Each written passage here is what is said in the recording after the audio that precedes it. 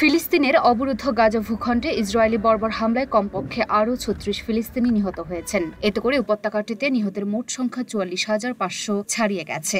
এতে করে গত বছরের অক্টোবর থেকে এ পর্যন্ত মোট মৃতের সংখ্যা বেড়ে ৪৪,৫০২ জনে পৌঁছেছে বলে মঙ্গলবার অবরুদ্ধ এই ভূখণ্ডের স্বাস্থ্য মন্ত্রণালয় জানিয়েছে।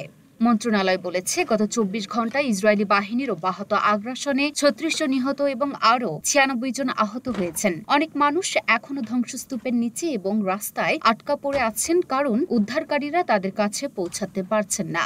মাঠের অলরাউন্ডার আমি, আর ঘরের allrounder Tylox. Tylox toilet cleaner, clean মানেই টাইলক্স।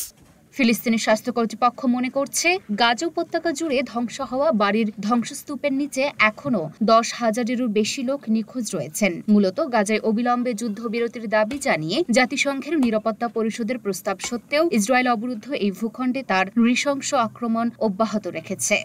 উল্লেখ্য, গত ৭ অক্টোবর হামাসের নজিরবিহীন আন্তঃসীমান্ত হামলার পর থেকে ইসরায়েল গাজা উপত্যকায় অবিরাম বিমান ও স্থল হামলা চালিয়ে যাচ্ছে। ইসরায়েলি এই হামলায় হাসপাতাল, স্কুল, শরণার্থী শিবির, মসজিদ, গির্জা সহ হাজার হাজার ভবন ক্ষতিগ্রস্ত বা ধ্বংস হয়ে গেছে।